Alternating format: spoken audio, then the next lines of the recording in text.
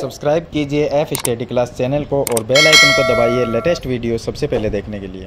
Hello friends, आज इस video में हम चैप्टर नंबर 10 का उदाहरण नंबर 3 को हल करेंगे। अगर आपको इससे पीछे वाले उदाहरण या क्वेश्चन के हल देखने हैं तो इस वीडियो के डिस्क्रिप्शन में आपको प्लेलिस्ट का लिंक मिल जाएगा, उस पर क्लिक करके आप पीछे वाले वीडियो देख सकते हैं। तो चलिए हम उदाहरण नंबर 3 को हल करते हैं। तो आप वीडियो को लाइक कर दीजिए और चैनल को सब्सक्राइब कर लीजिए ताकि ऐसी वीडियो आपको आगे भी मिलती रहे। तो इसमें दिया गया है कि आकृति 10.32 में AB वृत्त का एक व्यास है। यहाँ पर जो AB है वो इस वृत्त का व्यास है और CD त्रिज्या के बराबर एक जीवा है। ये जो CD है यहाँ पर ये इस वृत्त की जीवा है, लेकिन इसमें लिखा है कि ये जो जीवा है वो त्रिज्याओं के बराबर है। तो यहाँ पर ये भी त्रिज्या है और ये भी त्रिज्या है, तो इन दोनों त्रिज्याओं के बराबर ये जो जीवा है उसकी लंबाई है, यानी कि जीवा और त्रिज्याएं बराबर है। AC और BD बढ़ाए जाने पर एक बिंदु E पर मिलती है। अब ये AC है, इसको आगे बढ़ाया और BD को आगे बढ़ाया तो दोनों जो भुजाएं हैं या दोनों जो रेखाएं हैं वो बिंदु E पर मिलती है। अब हमें यह सिद्ध करना है जो कोण E है AEB यानी ये कोण E ये 60 डिग्री का है, ये हमें सिद्ध करना है। तो चलिए इसको हल करते हैं। सबसे पहले यहां पर देखिए, इसको हल करने के लिए ये 60 डिग्री हमें सिद्ध करना है। तो सबसे पहले ये जो AB व्यास है, इस व्यास से अगर वृत्त के एक भाग में कोण बनता है वो 90 डिग्री का होता है, मतलब कि अर्धवृत्त में बना कोण होता है वो 90 डिग्री का होता है। तो अर्धवृत्त में किस तरह से कोण बनेगा देखिए, मैं बता देता हूं आपको। ये एक वृत्त मान लेते हैं, ये वृत्त है और ये वृत्त का केंद्र ये हो गया व्यास।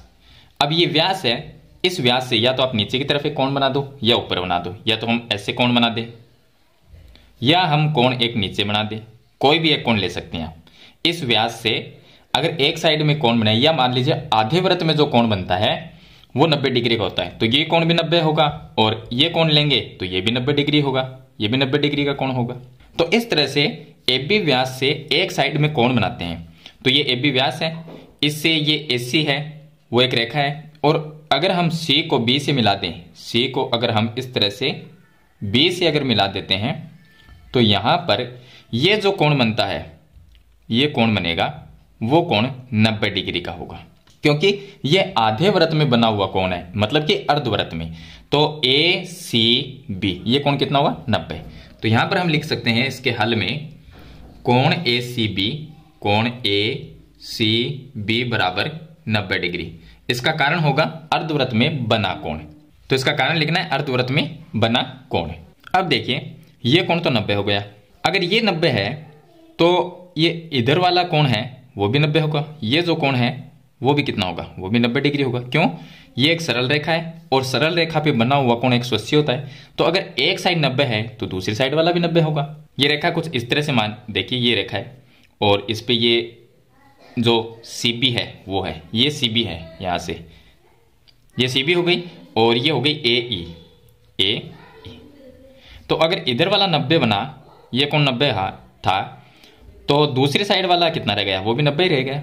तो इसको भी हम 90 लिख सकते हैं, या आप ऐसा करो दोनों कोणों को प्लस कर लो और बराबर में 180 लिख दो, क्योंकि इन दोनों कोणों का योग जो है वो 180 डिग्री होता है। तो हम लिख सकते हैं ACB प्लस ECB। तो यहां पर लिख सकते हैं लेकिन कोण ACB प्लस कोण एक तो इधर वाला और एक इधर वाला ECB, तो कोण ECB बराबर हो जाएगा 180 डिग्री। अब ACB का मान तो 90 है, वो यहां पर लिख देंगे, तो इसकी जगह आ जाएगा 90 प्लस कोण ECB बराबर में 180 डिग्री। तो ECB का मान कितना, ये 90 माइनस होगा तो ECB में 90 आएगा, तो हम लिख सकते हैं कोण ECB बराबर 90 डिग्री। ये माइनस होने के बाद में 90 ही बचेगा। तो अब इधर वाला कोण हमने निकाल लिया। अब हमने क्यों निकाला उसका मैं कारण बता देता हूं। देखिए ये कोण निकालना है E, हमें ये 60 डिग्री निकालना है। तो ये जो कोण है उसके लिए हम एक त्रिभुज लेंगे ECB।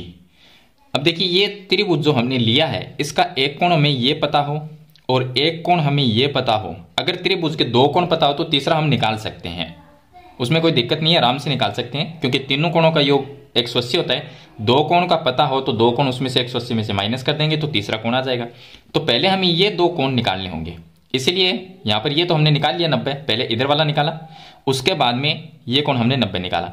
अब ये कितने डिग्री का है वो हमें निकालना है। कैसे निकालेंगे? वो इस कोण से निकालेंगे, ये जो केंद्र वाला कोण है इससे। अब इससे कैसे निकालेंगे? यहां पर दिया गया है कि ये जो जीवा है वो जीवा इन त्रिज्याओं के बराबर है। इसका मतलब त्रिज्या तो दोनों ही बराबर है और ये जीवा भी बराबर हो गए। तो अगर हम त्रिभुज लें COD, ये जो त्रिभुज है COD, इसमें तीनों ही भुजाएं आपस में बराबर हो गई। ये दोनों त्रिज्याएं बराबर है और जीवा है वो त्रिज्याओं के बराबर है, तो तीनों ये बराबर है। तो जिस त्रिभुज में तीनों भुजाएं बराबर होती है वो समबाहु त्रिभुज होता है, और समबाहु त्रिभुज का प्रत्येक कोण 60 डिग्री का होता है। तो ये कोण कितना आएगा? 60 आएगा। ये भी 60 होगा और ये भी 60 होगा, लेकिन हमें इसकी जरूरत है तो ये 60 हमने लिख लिया। तो यहां पर लिखना है कि अब त्रिभुज COD में, त्रिभुज COD में, इस त्रिभुज में देखिए OC, ये त्रिज्या और ये त्रिज्या बराबर है, तो मतलब OC बराबर OD। तो हम लिख सकते हैं OC बराबर OD। लेकिन हमें दिया गया है कि जो जीवा है वो त्रिज्याओं के बराबर है, तो इसका मतलब दोनों त्रिज्याएं बराबर है। तो फिर से लिख देंगे OC बराबर OD। दोनों त्रिज्याओं के बराबर क्या है? इसकी जीवा CD वो भी बराबर है।